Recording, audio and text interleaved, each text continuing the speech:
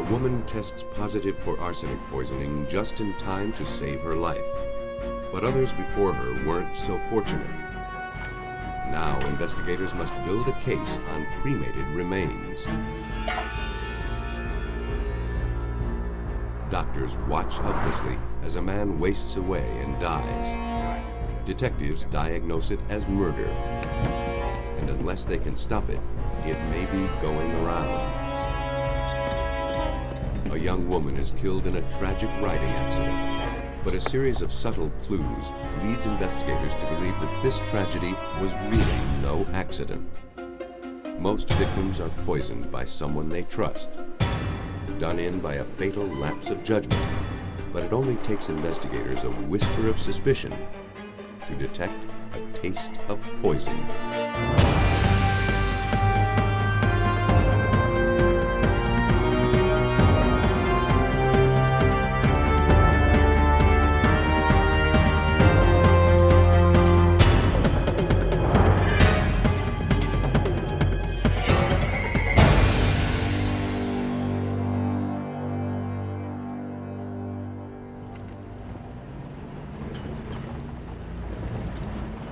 In March of 1988, in the rural town of San Angelo, Texas, paramedics responded to a call at the home of Lita and Algie Nobles. Hey.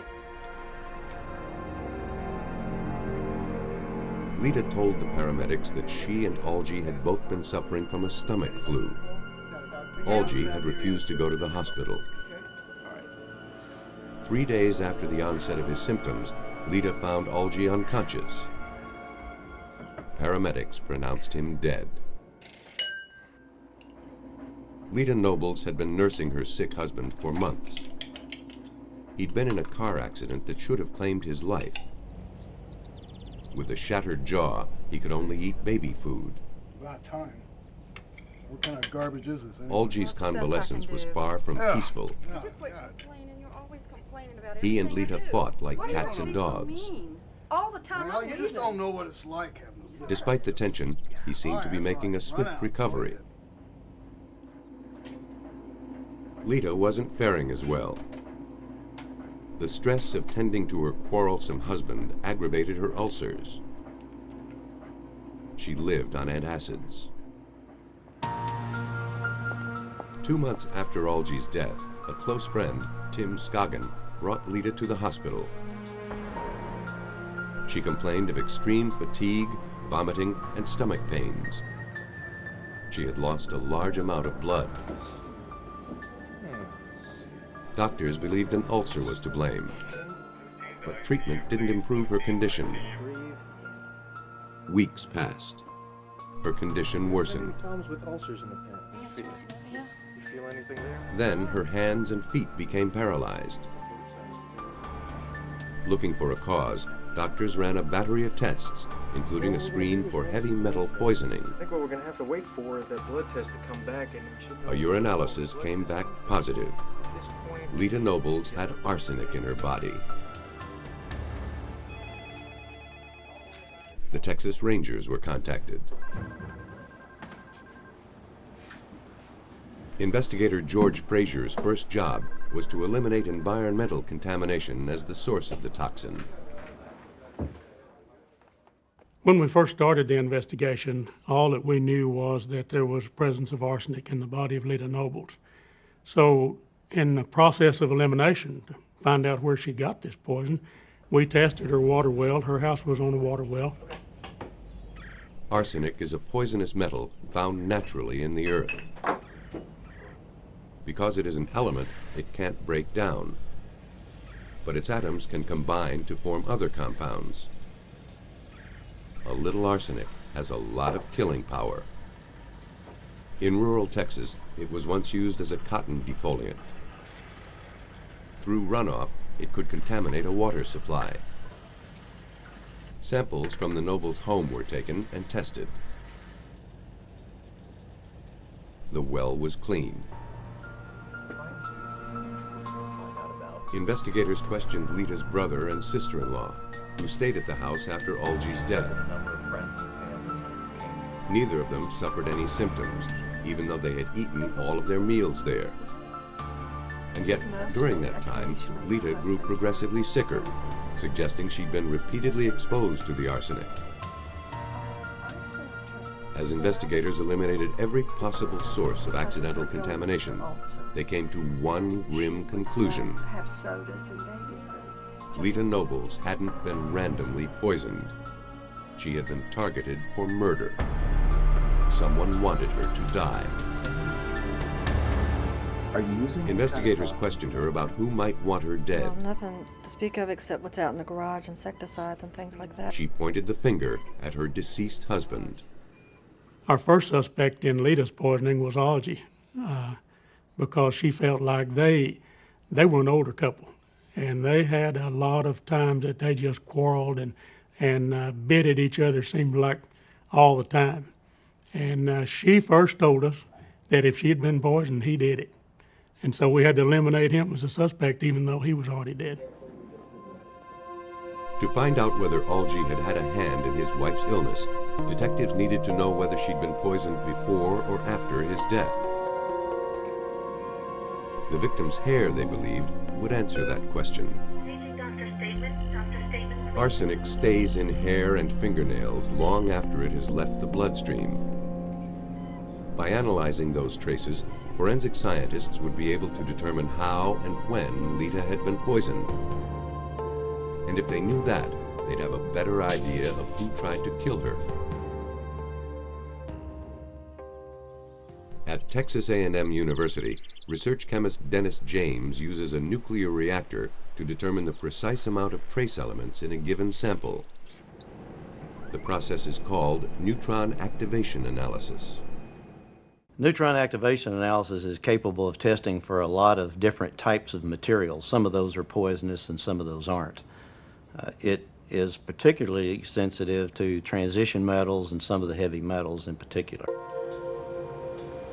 Lita's hair was cut into 6 segments, each representing about a month of hair growth. By comparing the amount of arsenic in each segment, scientists could build a timeline showing when each dose was consumed and how much arsenic it contained.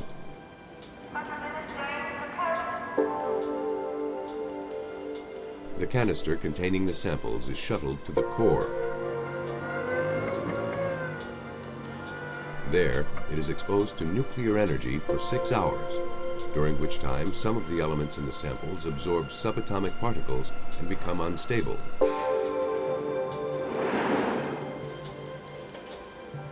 Once removed from the reactor, the elements decay, losing the extra subatomic particles. As they do so, they emit a distinct burst of energy called a gamma ray. Using a gamma ray detector, technicians look for arsenic's signature emission. By comparing the readings from the hair snippets to that of the control samples, they can calculate the concentration of arsenic in each sample. Each snip of Lita Noble's hair, progressing from tips to scalp, showed an increasing amount of arsenic. Lita's dosage had gradually increased over at least 6 months. By administering moderate amounts of arsenic over that length of time, the killer had inadvertently given Lita a tolerance for the poison, which he tried to overcome with a whopping dosage shortly before Lita was hospitalized. The poison had been administered after Algie was buried. He couldn't have been the culprit, but he may have been a victim. Though Algie's hair was too short to tell scientists how long he'd been poisoned, tissue samples taken from his body showed that he, like his wife, endured a massive dose of arsenic. The toxin was found throughout his organs. Finding the poisoner wouldn't be as easy as finding the poison. Someone with access to the elderly couple had, over time, been administering toxic doses of arsenic into their food or drink. That meant that the murderer was probably someone close to the Nobles. Someone they trusted.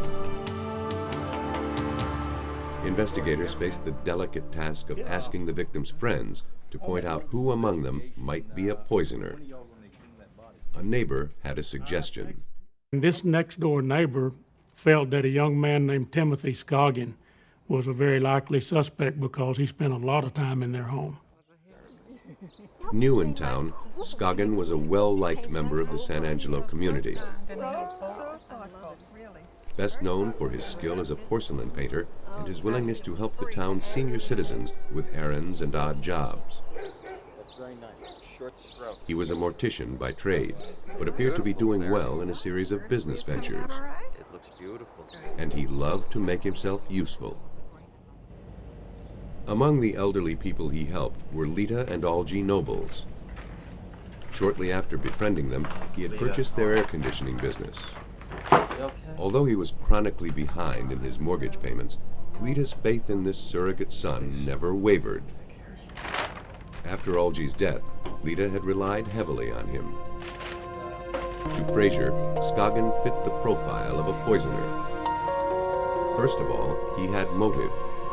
He owed the victims $100,000. Secondly, he had access to the Nobles' home. Finally, he had his victims' undying trust. After we suspected Timothy Scogin, we went and talked to Mrs. Nobles and interviewed her in the hospital room. She practically ran us out. She liked this guy. He was coming to the hospital room and doing her hair and doing her nails. But it wouldn't be long before Frazier could expose the greed beneath Scogin's angelic demeanor. He learned that during the time of Lita's hospitalization, there had been a lot of suspicious activity in her bank account. While she lay in bed, nearly $48,000 in personal checks had been written to Tim Scogin, suspicious for a woman who had no use of her hands. She has these rubber bands and braces on her hands and couldn't sign her name if she wanted to. So we passed those checks in front of her and asked her how she signed those. And that was enough to convince her that he was the one. But check forging doesn't prove homicide. Give it a report. Yep. If detectives were going to turn their suspicion into a murder charge, they'd need to know more about what made Tim Scogin tick. You heard anything yet? A probe into his past convinced investigators that his penchant for poisoning didn't start with Lita and Algie Nobles. And it's very nice, sure.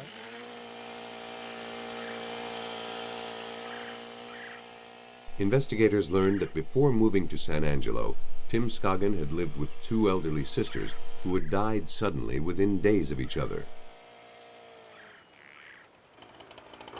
Scogin boasted he'd probably be inheriting a small fortune from these deceased aunts. Well, thank you very much. But the true story was far different than the version Scogin had been spreading around town. They were not aunts. They weren't any kin to Timothy Scogin. However, interestingly enough, he had been kind of a houseboy, an errand boy for them, and had lived with them off and on for a long time.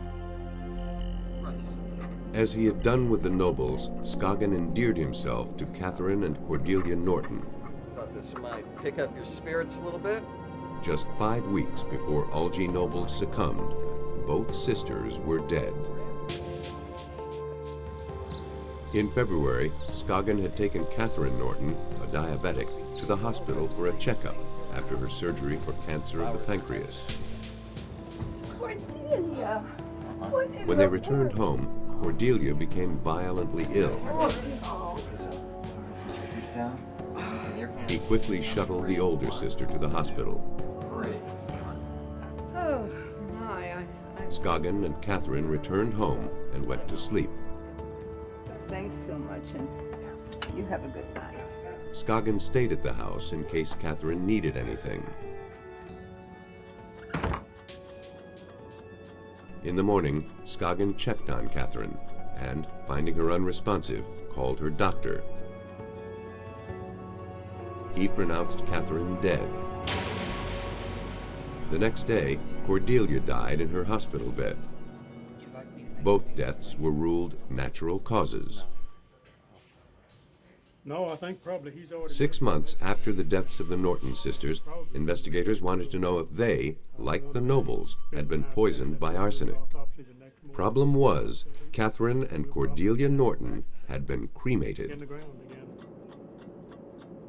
Investigators learned that Tim Scogin had used his expertise as a mortician to destroy any evidence of foul play in the deaths of the Norton sisters.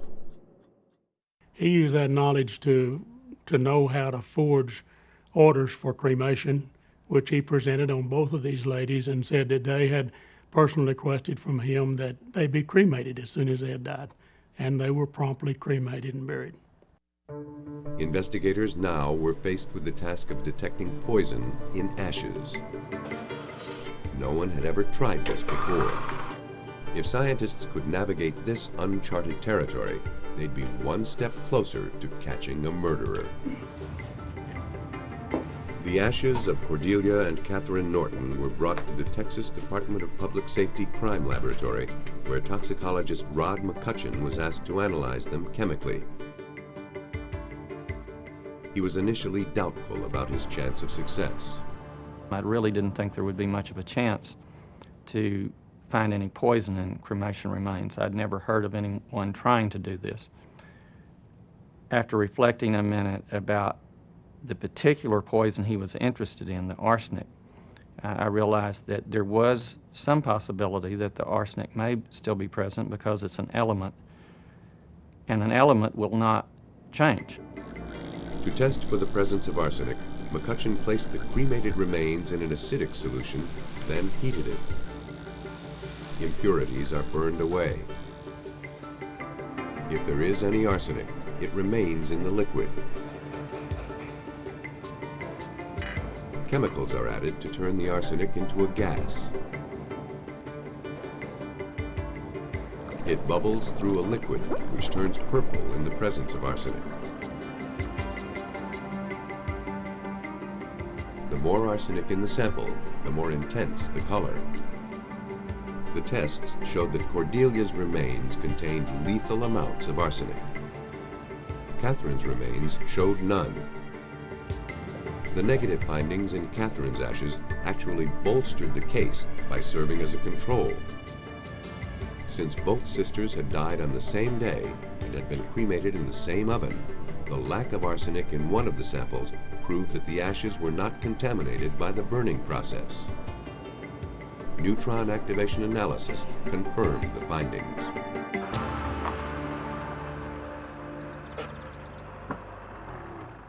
Detectives began their pursuit of Scogin by seeing if he had purchased arsenic. They visited the local grocery store. There's nobody in there, partner. Can I help you? Yes. Here, Tim Scogin's love of familiarity would strike against him. The clerk told detectives that he remembered Scogin buying a large amount of rat poison shortly before any of the victims died. The primary ingredient of rat poison is arsenic.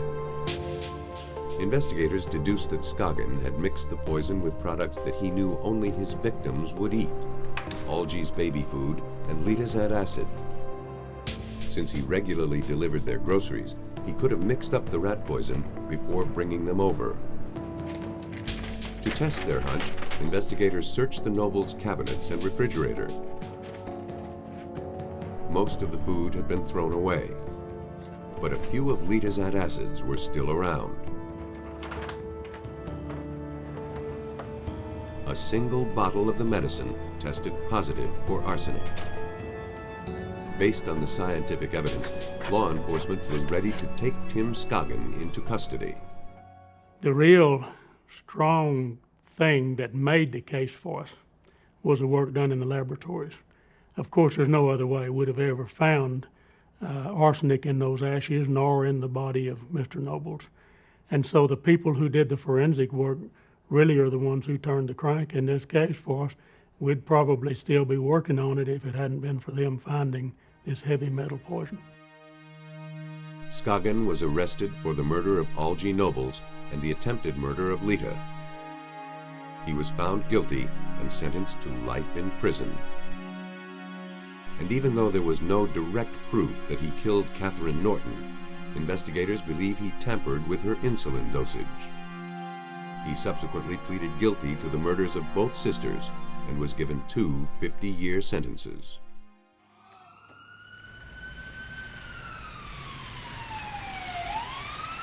The horrifying truth is that poisoners often get away with their crimes, at least for a while. But vigilance and persistence are strong antidotes to a poisoner's toxic schemes. On November 1st, 1982, paramedics in St. Peters, Missouri were summoned to the home of Lloyd and Shirley Allen. 40-year-old Lloyd Allen had been sick for months with an undiagnosed illness. That morning, his wife said, he became violently ill, then lost consciousness. The coroner believed that he died from natural causes, but he couldn't be sure. On the death certificate, cause of death remained blank. A few days later, Detective Robert Birding of the St. Charles County Sheriff's Department learned of a series of anonymous calls phoned into the local news station. Lloyd Allen hadn't died a natural death, the tipsters said. He'd been poisoned. A canvass of Lloyd Allen's neighbors was initiated, and it was subsequently learned that the anonymous phone calls came from one or more of Lloyd's neighbors. Detective Birding did a routine follow-up to see if the phone calls had any merit. Meantime, authorities prevented the body from being buried, pending investigation.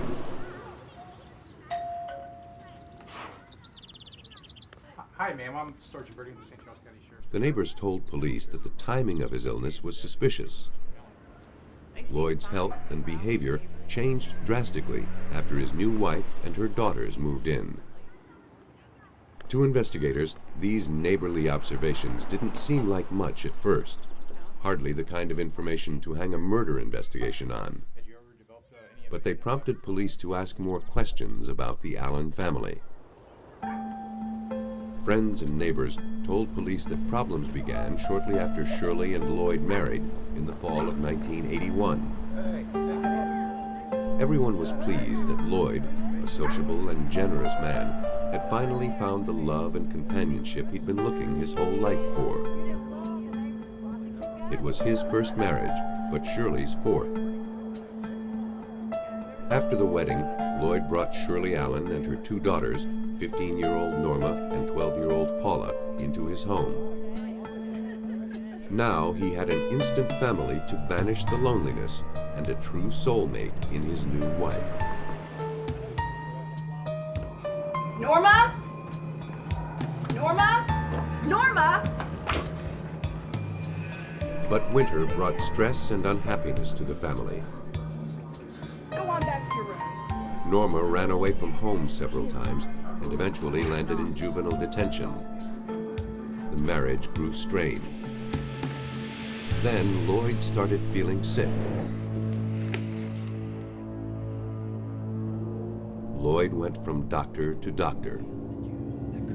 None was able to relieve his symptoms or tell him what was wrong.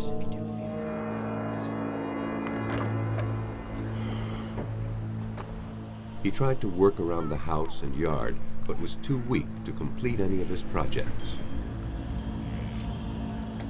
Detectives learned that Shirley tried to boost his stamina with an iron supplement drink, but it didn't help.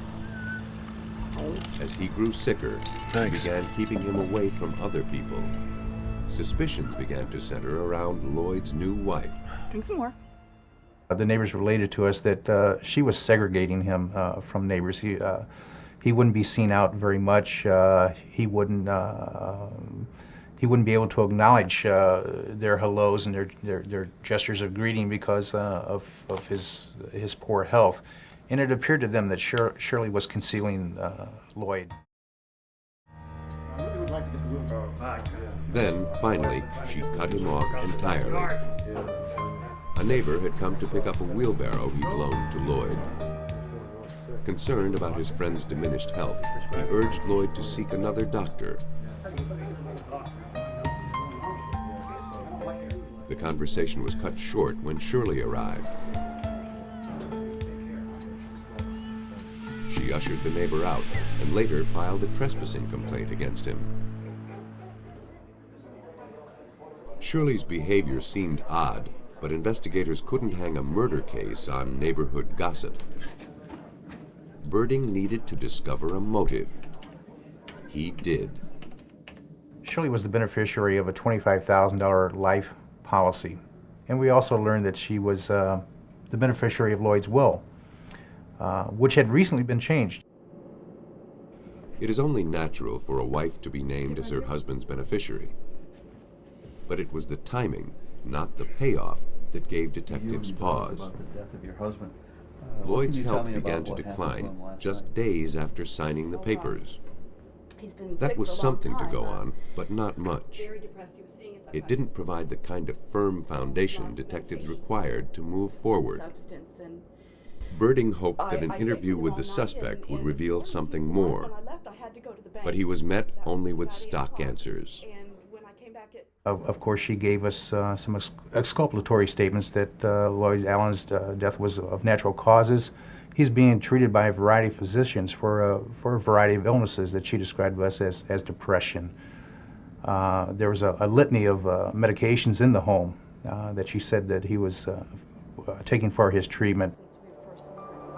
The fact remained that the victim had continued wasting away with no apparent cause and no evidence of disease. Mrs. Allen was still a suspect. She had motive and opportunity. But investigators had no clues, no witnesses, and no idea what killed Lloyd Allen.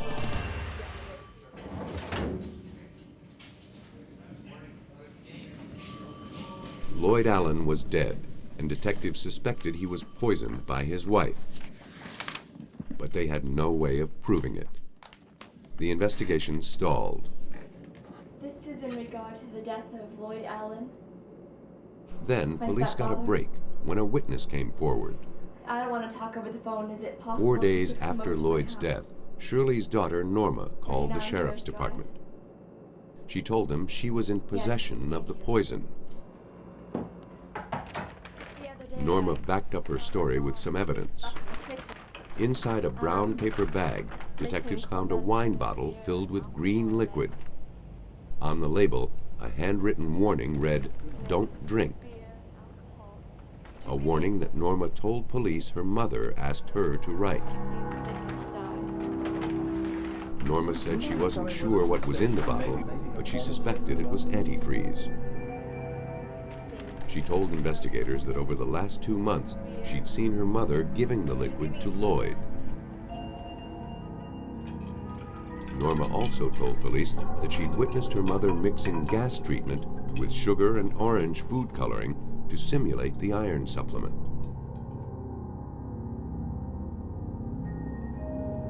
On the day of his death, Norma said, Shirley poured him a dose of pure antifreeze and forced him to drink it. Maybe we should call a doctor.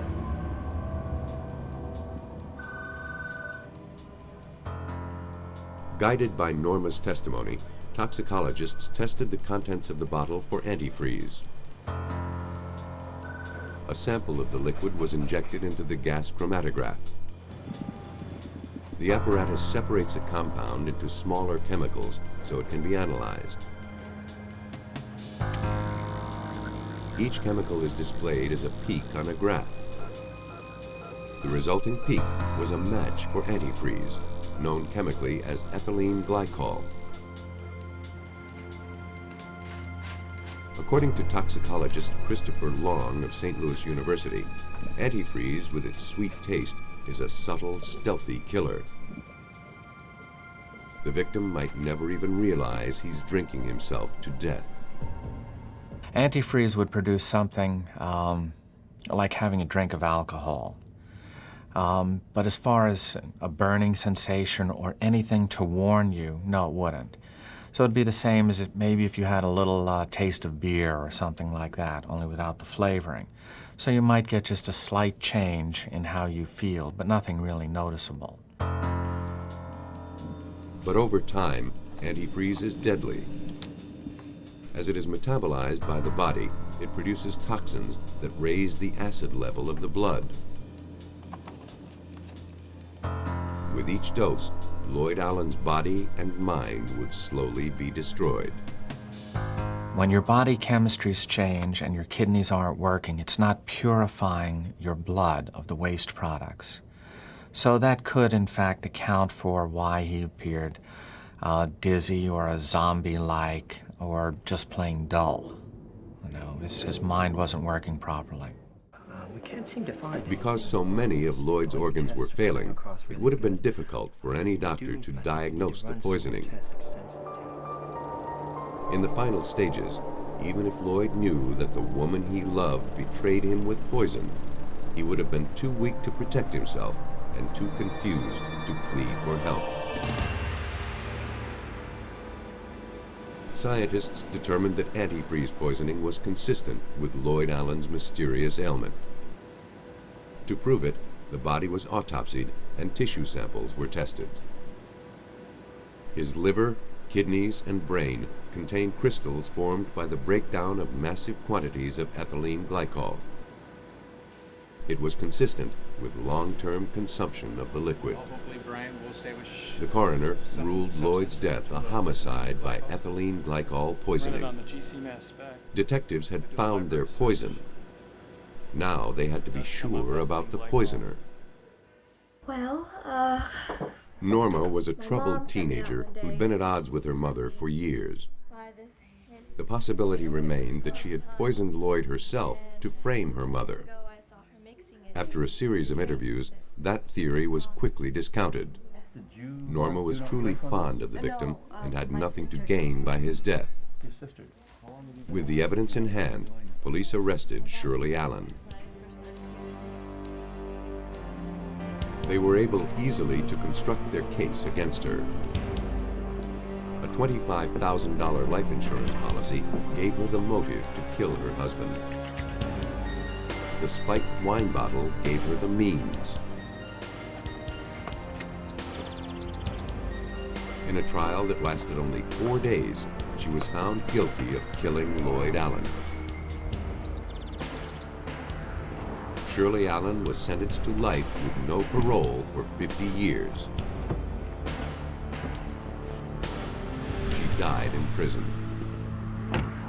Without the forensics evidence and learning that actually Lloyd Allen's body contained ethyl glycol, we would not have had a homicide investigation. We would not have learned of his death as being a homicide, and Shirley Allen most likely would have gotten away with his death.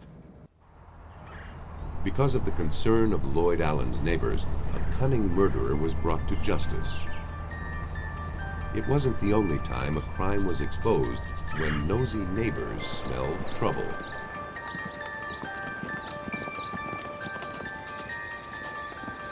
It was a summer evening in 1980 when David Davis sped to his neighbor's house in Hillsdale, Michigan, pleading for assistance. Davis told his neighbor that he and Shannon, his wife of 10 months, had been riding when her horse reared, sending her tumbling. She had struck her head on a large rock. Injured, but still conscious, she sent him for help. The men arrived to find Shannon Davis unresponsive. Her head was bleeding.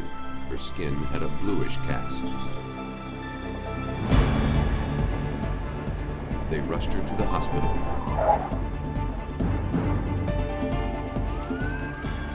When she arrived, she had no pulse and her pupils were fixed and dilated.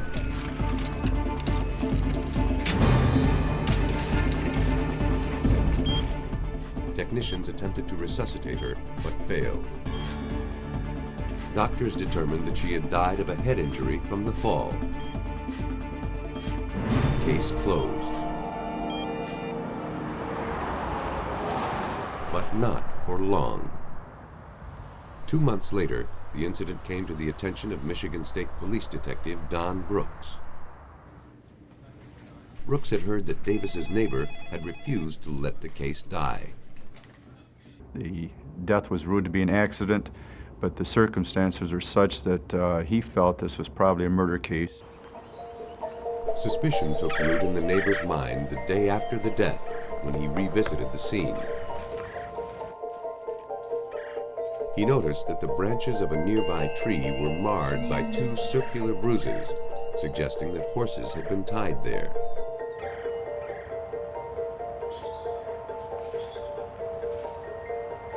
A fresh pile of manure sat 6 feet away, confirming that impression. It appeared that the Davises, the only riders in the area, had stopped here long enough to tie their horses. That didn't fit with Davis's story about the victim's horse bolting and his mad rush to find help.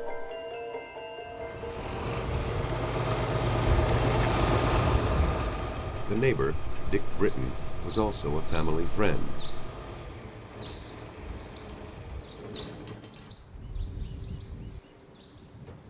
But he grew concerned that Davis was hiding something. First, I felt guilty thinking that way. I kept thinking, well, I got to be wrong, but this went on for quite a while, and you just keep thinking, and things just didn't add up, didn't make sense. Shannon and David had been married for only 10 months before the accident, wed after only a 7-week courtship. It was love at first sight. After their marriage, Shannon came to live on Davis's farm. He taught her how to ride. To Britton and the victim's family, the account Davis had given didn't fit with the way he'd seen Shannon riding just minutes before the accident. She was a cautious rider with a quiet horse. Shannon's parents really didn't know much about their son-in-law, except that he made their daughter happier than they'd ever seen her. After the accident, the victim's parents had clashed with Davis. He wanted to have his wife cremated. Cremated? No way. Hey, listen. They insisted on burial, and so Shannon was buried.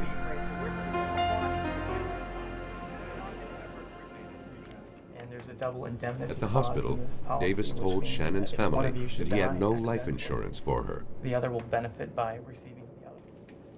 Honey, don't you think that's a little too much? But they learned that weeks before her death, the newlyweds had signed a policy. I have a contract for each of you to Now, Davis was preparing to collect on it. With double indemnity for accidental death, Davis stood to gain more than $300,000. The family believed that provided 300,000 reasons for Davis to plan a murder. To investigators, it merely looked like a grieving family trying to blame a tragic accident on the victim's new husband.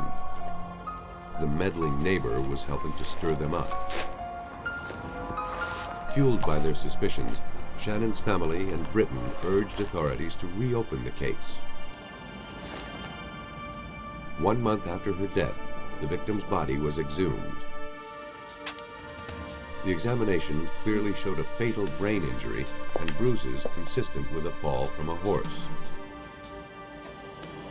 A routine drug screen was also conducted, but the physical damage was so compelling that the case was closed a second time, even before the drug screen was completed.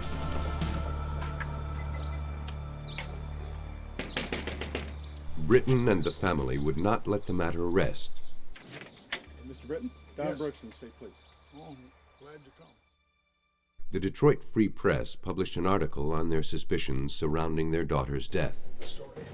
It prompted the state attorney's office to get involved. Don Brooks handled the case. I thought to myself, if 50% of this article is accurate, there's a great deal of information to go on, and it's going to be very helpful, and it sure leads one to believe that this is a murder case, not an accident. For Brooks, the capstone of Britton's argument involved the rock which ended the victim's life. It was the only one in the area. It might have been a freak coincidence that she happened to hit her head on it. But in light of the other evidence, this small detail raised big questions.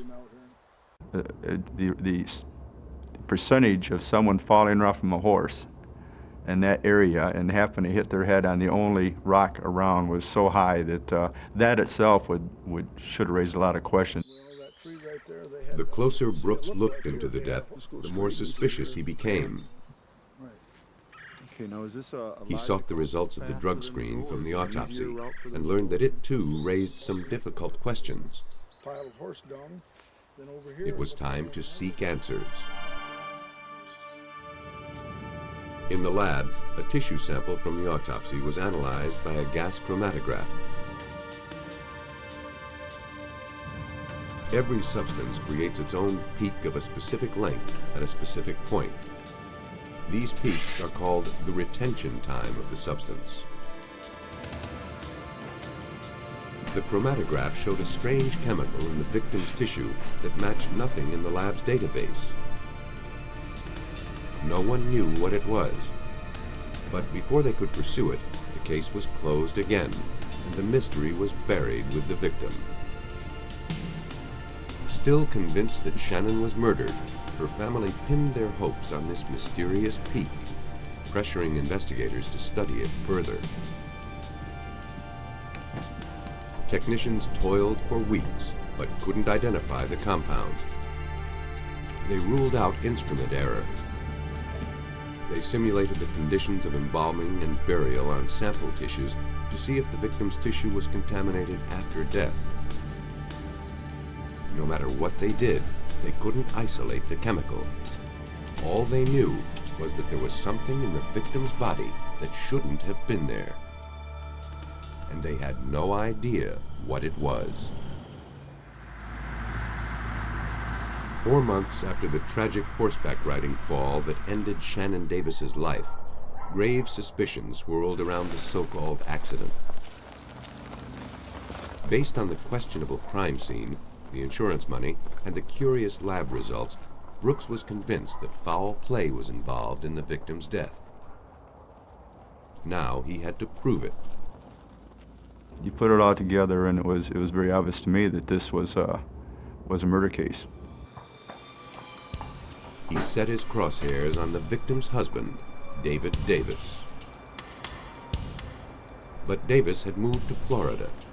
Investigators had no choice but to watch him go. Though the circumstantial evidence was heaped against him, there was no solid proof that he lied about the accident.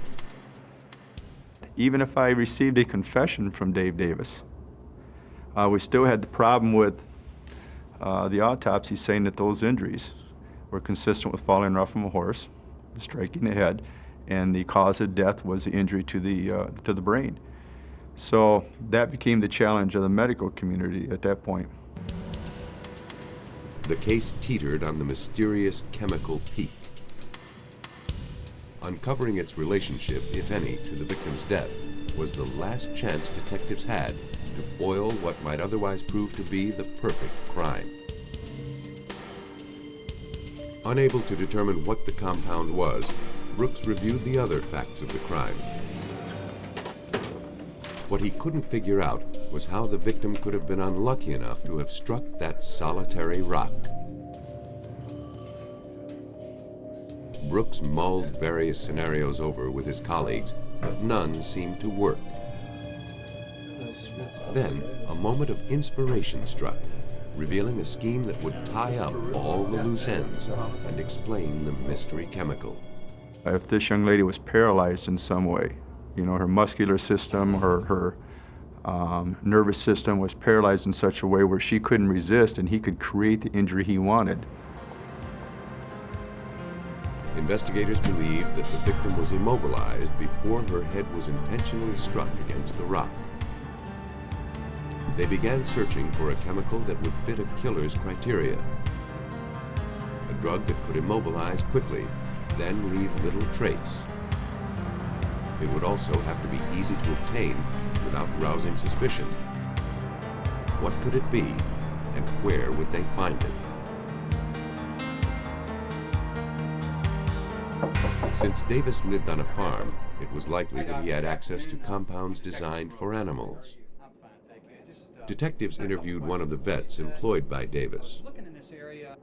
He described a litany of sedatives and tranquilizers. Among them was a drug that seemed a likely candidate. Succinylcholine is a powerful muscle relaxant. In humans, it can paralyze the respiratory system in seconds. Because it breaks down into chemicals naturally found in the body, SCH is considered a nearly perfect murder weapon, one that wouldn't show up in a gas chromatograph. At Brooks's request, toxicologist Tom Carroll of the Medical College of Ohio tested it anyway.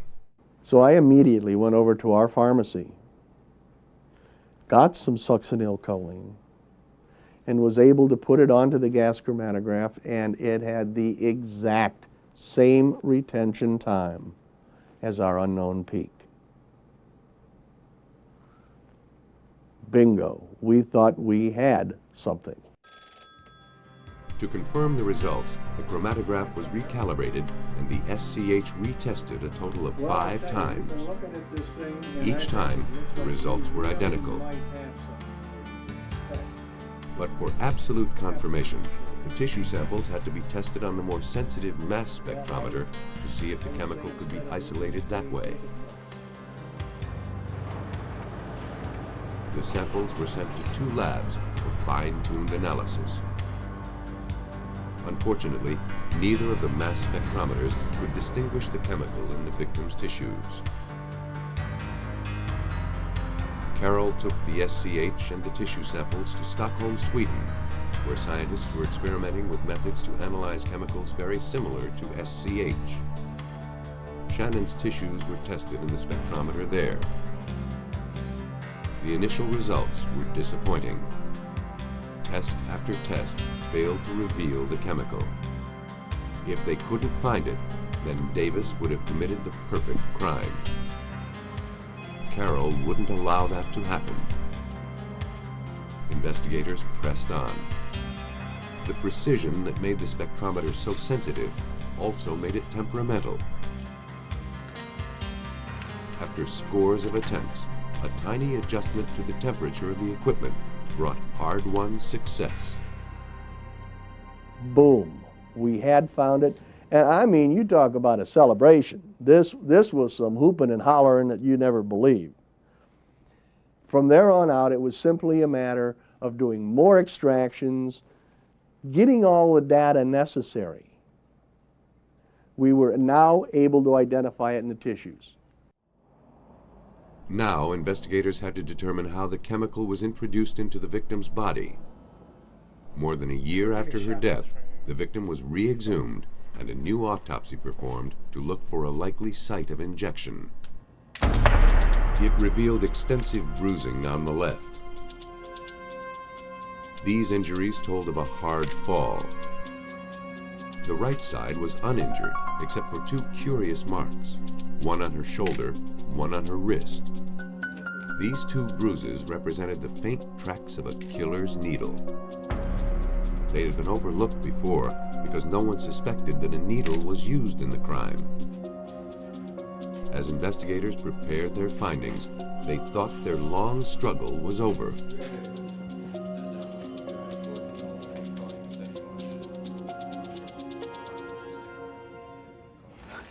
Scientists in Sweden thought they'd found the weapon that killed Shannon Davis in Michigan. Through sheer diligence, they perfected a way to isolate traces of deadly SCH from human tissue. The jubilant team told investigators that they could now arrest the suspect, David Davis. We told Don Brooks, and we told him back there, we got it. Get him. Can't do that. The method has not been scientifically evaluated yet. The success of their test relied on an experimental method for preparing the tissue sample. Before a new forensic technique can be accepted in the courtroom, other scientists must evaluate it. The process can take years. But because of the gravity of the case, Carroll's findings were reviewed and published in a matter of weeks. Scientists had successfully proven that SCH had a role in the death of Shannon Davis. Brooks's theory had proved correct. According to the prosecution scenario, Davis set out to kill his wife on their way home from the Britons.